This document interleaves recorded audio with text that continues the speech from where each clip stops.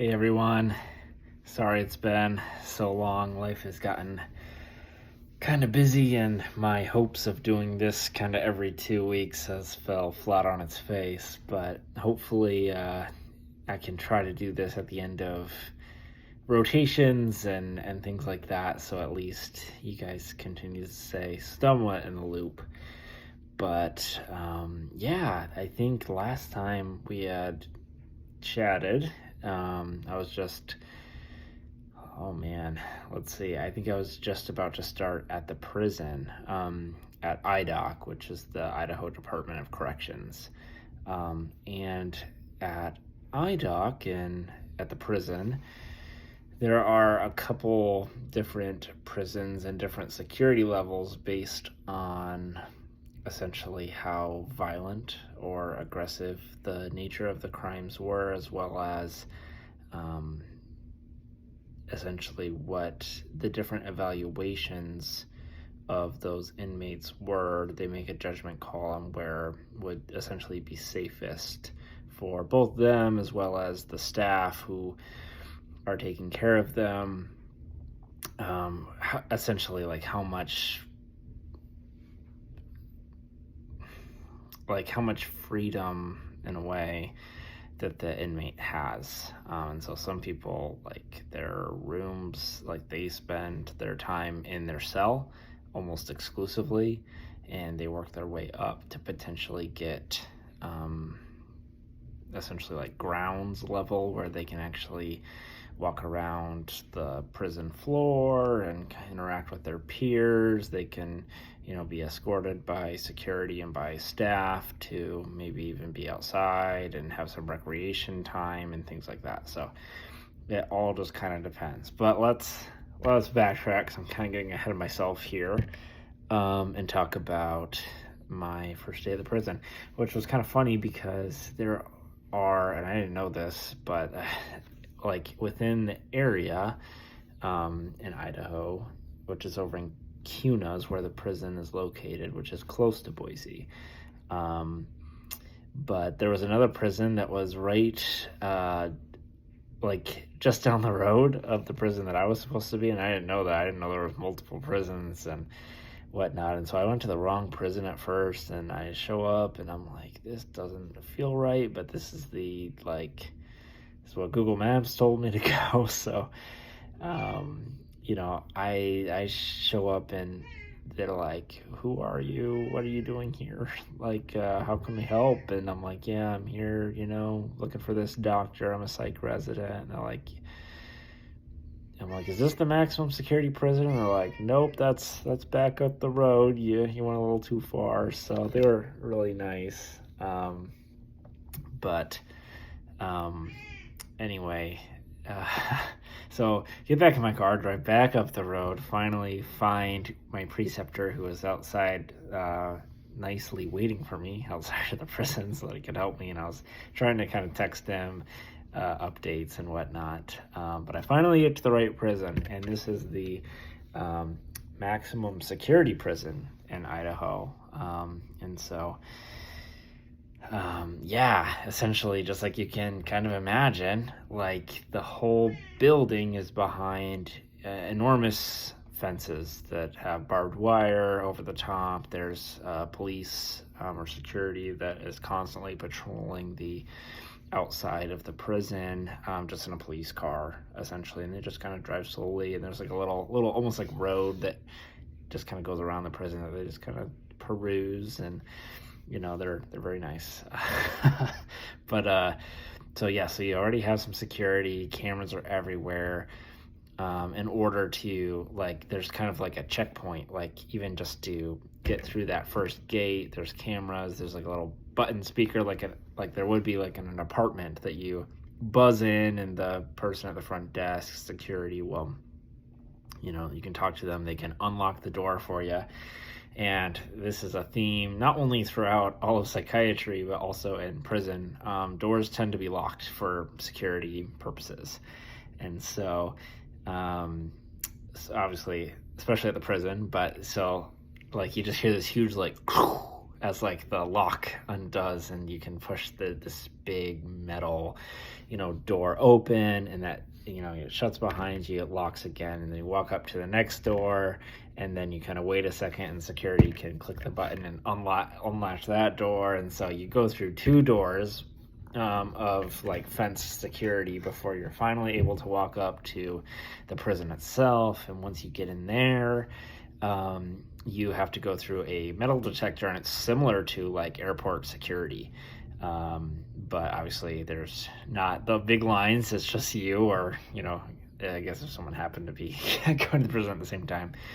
But there's a little, metal detector that you walk through, you put other objects, in the little bin thing. They, you're not allowed, unless you have special privileges, to bring any kind of, cell phone, or something like that, trying to like record an inmate or something to that effect. So that's not allowed. So you leave everything in the car. You're not really allowed to bring anything. The only thing I would bring with me was myself and a pen and 1 piece of paper, was all I was basically permitted to, as well as my license. I guess I would trade the security, my license, for a badge that would say visitor, and then I would navigate the prison. And again, like even within the prison itself, every door is locked, and so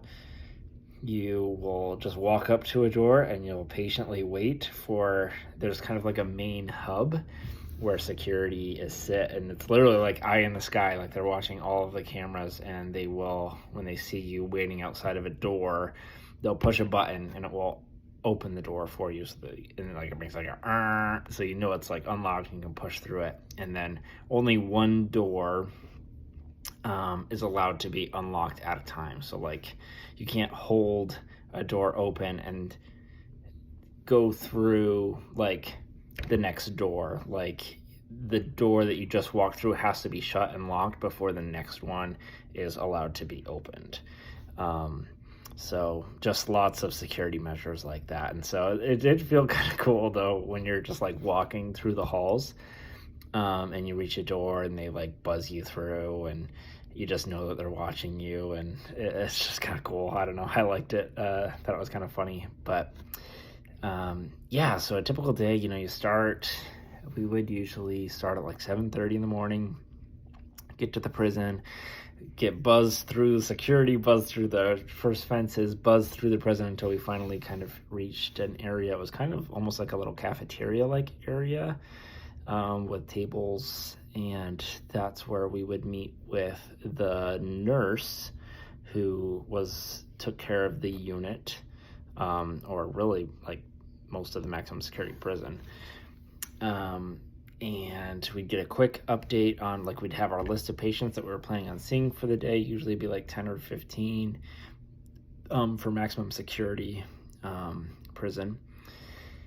And the nurse would give us like a brief synopsis of like, did anything happen? And I would always try to look the night before to see like, has anything happened in the last week? Did the patient, they're allowed to essentially submit requests or updates. So like if they're experiencing like a side effect, for example, of a medicine, or they're saying like, hey, I would like to talk about this, they can put that in a little note and send that through the EMR, so that we can see that and kind of have an idea of if they have a concern that they want to talk about, which a lot of times they didn't, but sometimes they did. And so the nursing staff would also give us a brief little update, but I would usually run the list with the attending and kind of say like, okay, this is so-and-so, they're here on this diagnosis, this is the meds that they're on, this is kind of what I anticipate that we'll do with them, we'll kind of see how they're doing, and just kind of go through all of the lists. So then, the nurse, their last name was Grace, so it was always like, all right, and then Grace will go get the, just start grabbing people from the unit and bring them into this room. And so a lot of times at the maximum security prison, as long as the prisoners didn't have any kind of Security precautions, they were allowed, again, by escort, able to come, like, they wouldn't be like in handcuffs. They were just kind of wearing, like jail or prison issued, like a t-shirt and sweatpants, essentially. So it's not like the bright orange jumpsuit that you might think. It's, they look pretty like normal clothes, kind of like sweats. And so, they would come, you'd sit down, you'd ask them how things are going. It was really new for me to kind of know, what do you ask someone? Because some of these folks are serving years, if not like a life sentence, for whatever crime that they did. And so I always felt a little silly kind of being like, well, like, what do I do if, they're saying their mood is bad and or down, they're depressed, or, whatever their mood is, and it's contributed because they're in prison for the rest of their lives. And there's not really a lot that I can do to change that situation specifically. And so I was really nervous about that. I was like, I don't know what to tell them. Or someone, like says that they're suicidal, for example, who's in the prison system, and again, they're serving a life sentence. At least there's a little part of me that kind of understands where they're coming from there, where it's kind of like, well, if I'm spending the rest of my life here and I hate it here and there's no chance for me to ever get out, what am I doing, type of a deal. And so I was really worried kind of about like, how would I navigate that? But what was interesting was a lot of times they were pretty open and willing to tell you like what was actually going on, which I was surprising. I figured they wouldn't really want to talk to me much, and some didn't. But a lot of times, they'd come up, hey, so and so, like, how are things going? And they'd give you something. Oh, good, fine, whatever. If they had a concern, that's when they would typically bring it up. But if they didn't have a concern, it might be like, yeah, things are going good. And you always. There's four key things that we would always need to put in our notes. So 4 kind of major questions that we would need to ask. And this, I guess, is somewhat specific to prison, but it kind of crosses over to most of psychiatry. So suicidal ideation, any thoughts of hurting yourself. If they said yes, we would explore that. Again, you ask additional questions like, are you thinking of a plan? Do you have any intention of acting out that plan? Is it a fleeting thought, or is this an intrusive, persistent thought? How often are these thoughts coming? What do you do with these thoughts? Is this something that we're ruminating about, or is this something that will come and then pass and then we're okay, we can kind of work through the thoughts? So just kind of trying to clarify that. If they were persistent, intrusive thoughts, if they were self-harming, let's say like hitting their head against the wall. We had a patient that was doing that constantly.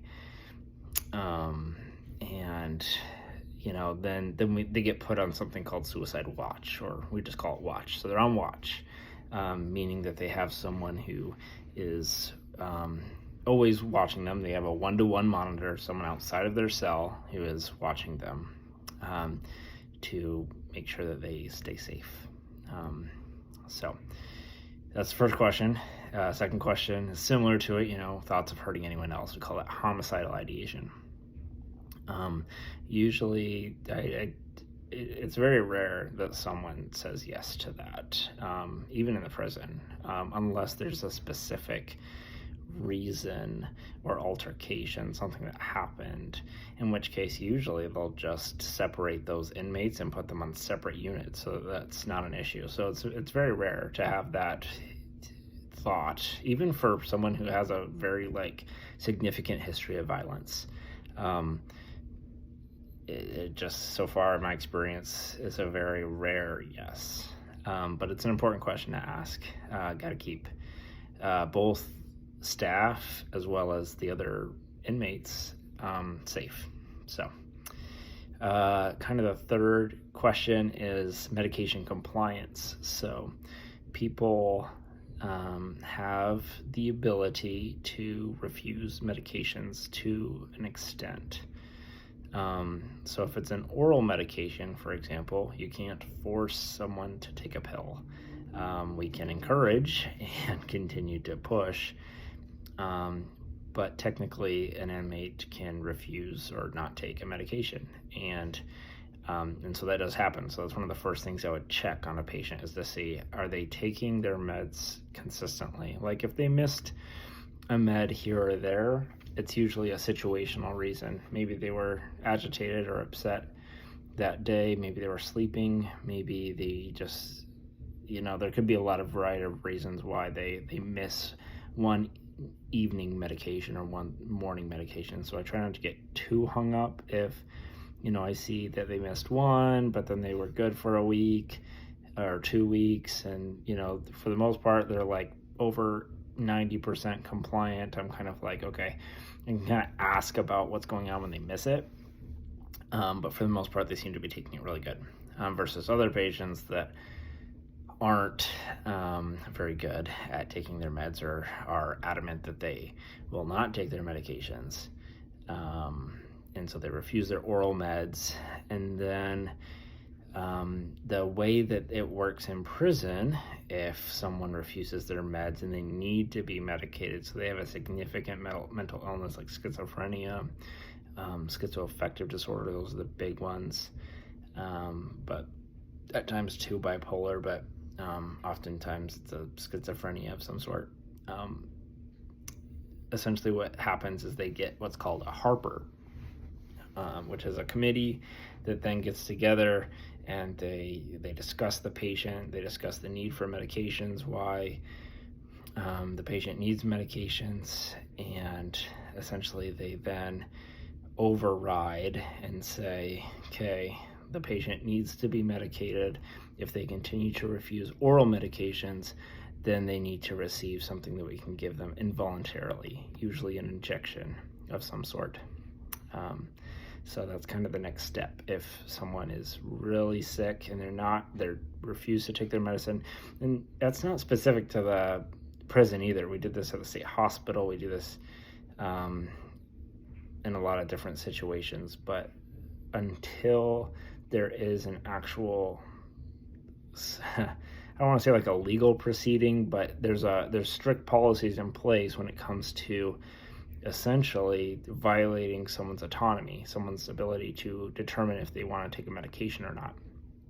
And it's situational, but there is a process, there's a committee, there has to be some kind of legal document that says, of sorts, that says, this patient needs medications that are a danger to themselves, they're a danger to someone else, or they're gravely disabled. They cannot make this decision for themselves because of their mental illness. Therefore, we are going to override their capacity to make this decision and involuntarily medicate them. And then usually people do really well once they are on appropriate medications, and then there's not really an issue. Like it's very interesting, but it can be uncomfortable and a tough conversation to have. So anyway, so that's kind of that's number 3, is the medication compliance. And if there is a medication compliance issue, do we need to think about doing a Harper and thinking about an override? And then the 4th one is side effects. So are the patients tolerating the medication? And again, people generally are really open and honest about if they're experiencing side effects. And sometimes, so with the antipsychotics, especially the ones that we use in the prison system, they have one of the biggest side effects for the antipsychotics that we use there is movement disorders. So people will start to develop a tremor, they'll start to shake their hands, they'll feel restless, I had a guy that was doing this while I was talking to him, just essentially like doing this like around the world and talking to me like this the whole interview. So they can have these interesting movement disorders. Sometimes they just have this subjective feeling of restlessness, or they're tapping their foot, they're tapping their hands, they're just kind of like moving around. They have this restless sensation that they have to work through, and the way that they work through it is through these abnormal movements. And the most significant one is called tardive dyskinesia, and usually it's like abnormal lip smacking and like tongue movements. And so you'll see someone who's maybe kind of, they're talking to you like this, and they'll kind of like, again, there'll usually be like a tongue component. Like, it's really interesting, and it can be really uncomfortable and problematic. And so we have additional medications, and it's hard because, in a lot of other situations in medicine where you have someone who's experiencing a side effect, is you discontinue the medication and do something different.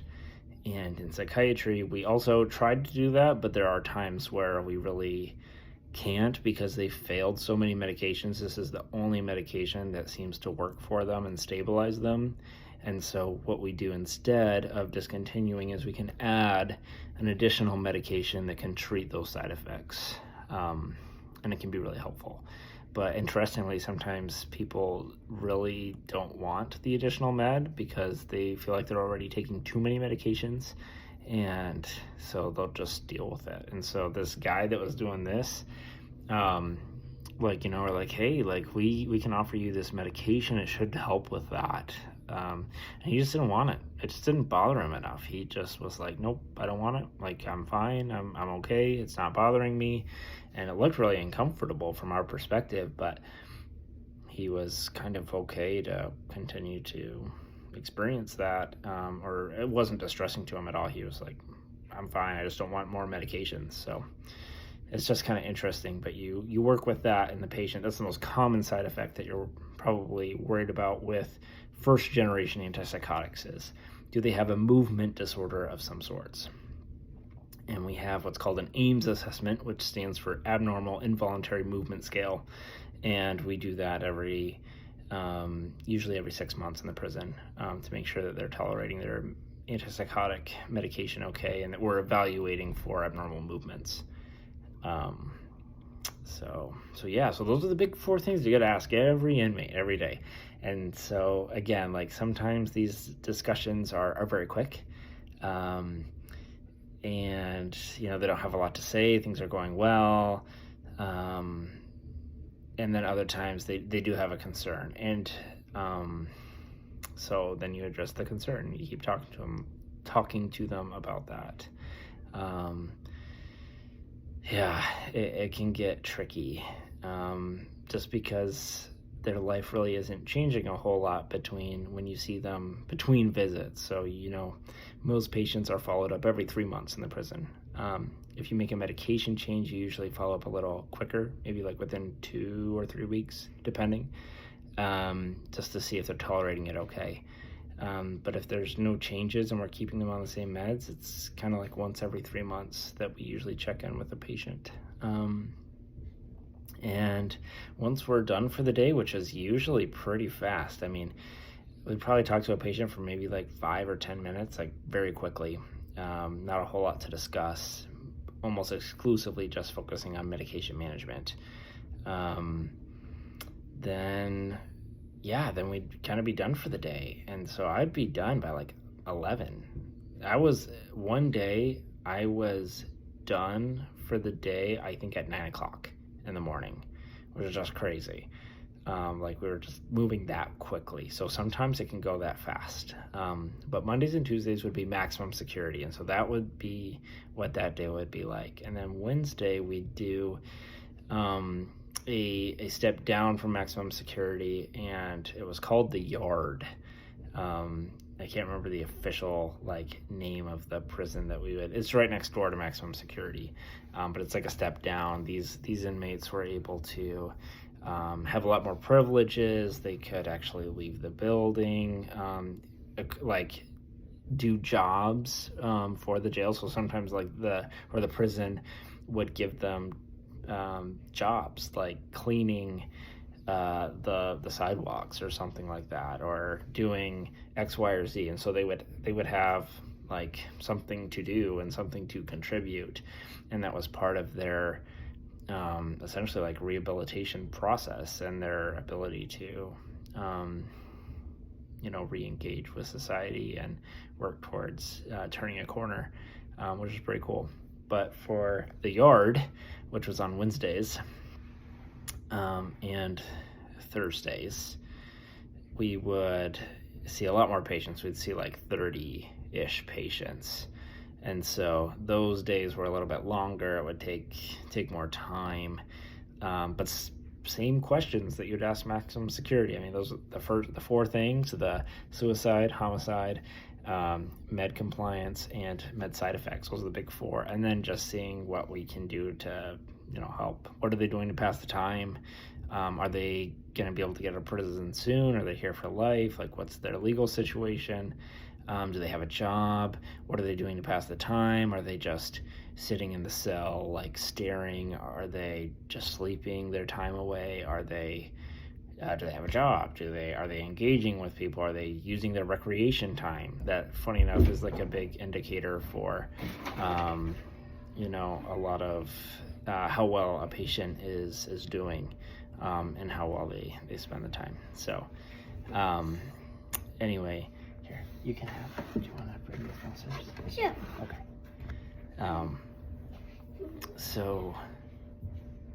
So that was Wednesday and Thursday. We'd go to the yard. So Monday and Tuesday was maximum security. Wednesday and Thursday was the yard, and then we wouldn't work on Fridays. So that was the week. So it was pretty chill. And like I said, like usually we were done before noon. Like usually around 11, I would say, is when our day would be done. So it's crazy. I'm like, man, this sounds so nice. Like, and again, these are short conversations. They're very straightforward. We're just managing meds. And so, I don't know. There was kind of an appeal there. I was like, I don't know. But I don't know. Just an interesting experience. One thing that's kind of interesting about prison in general is that we try to avoid, or at least the preceptor I was with, a lot of times in mental illness, sleep is affected in some capacity. Usually it's decreased sleep, but sometimes it's increased sleep. But especially in the context of prison, where people are sentenced for years at a time, or maybe their life, depending on their sentence, they really want to sleep a lot to try to take up that time. And so, there's a lot of incentive for them to say that they're having sleep issues. They want sleep meds.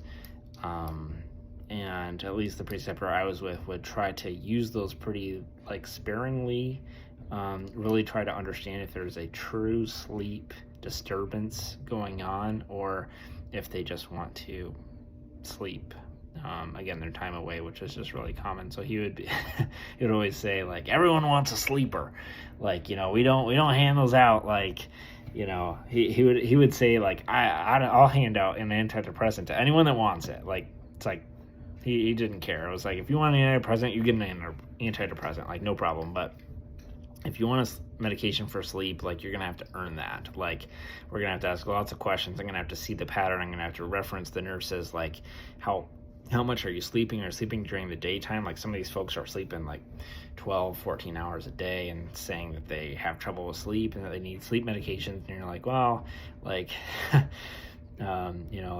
it doesn't seem like that would be appropriate at this time. And, let's talk about how much you are sleeping and what you're experiencing, what you think you need, and that kind of stuff. What are you doing during the day? Are you doing things to make yourself tired at night? Like, are you active, or are you just laying in bed all day and then you're having trouble with sleep, but that's because, you're not active and your body's just not that tired because it's been sleeping all day.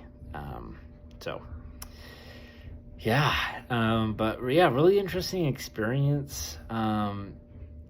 Surprisingly, like, you might think that it might be really scary to have someone who's in prison that you're talking to. Could they hurt you? Could they hurt someone else? Like, it is possible, but there's a lot of security measures, like I was saying kind of at the beginning, and usually there's always a security officer in the room with you. There's pretty like swift consequences that come from any kind of agitated behavior towards any staff at the jail or at the prison. It's a really quick way to make your life really crappy, is to do something like that to a security officer or nursing staff, or do something. Is a really easy way to get on the maximum like precautions and to have like no freedoms. And so they're incentivized not to do any of that. They also, a lot of the times, we're seeing people that were aggressive because they weren't on any medications, and they're on medications now, and so they're doing a lot better.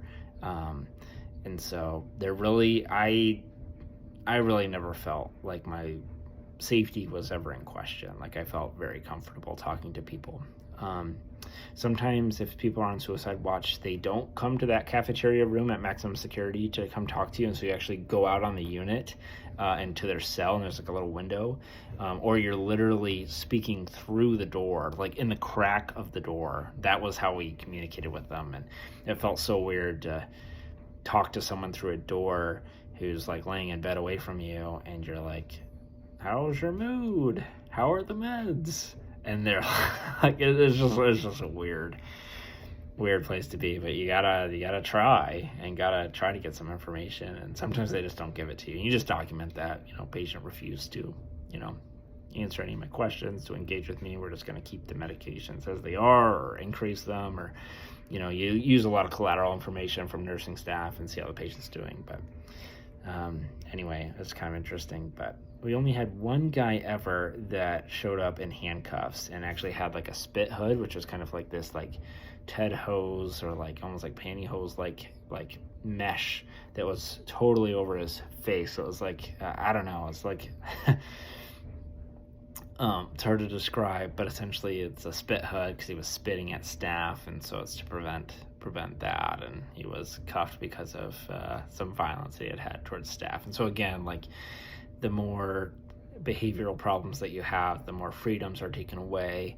Most people are able to, not be in handcuffs, wear normal clothes, have, again, certain liberties that they're given because they're earned, because they are, doing pretty well. So that's the vast majority. It's very rare that we have people that are, super agitated and aggressive, but that does happen. So anyway, it's always, you never know what you're gonna get. So that's kind of the fun of it too, is we'll see, and things change day to day and week to week. So anyway, so yeah, and I only did prison for 3 weeks. At my fourth week I took a vacation, and so it was a very short rotation, but it was really interesting to see how things are done in the jail, or I keep saying jail, see how things are done in the prison system. And where psychiatry can be useful there. And so when you leave prison, they say that you top out. And so on my last day, I topped out of prison. I really enjoyed the experience, and I headed off to my next rotation, which was state hospital. So we can talk about state hospital in the next video, but hopefully that gives you a little bit of insight into what prison psychiatry is like. It's very interesting and quite brief, but also pretty cool to see that population of individuals. So all right, well, I will let you guys go, but yeah,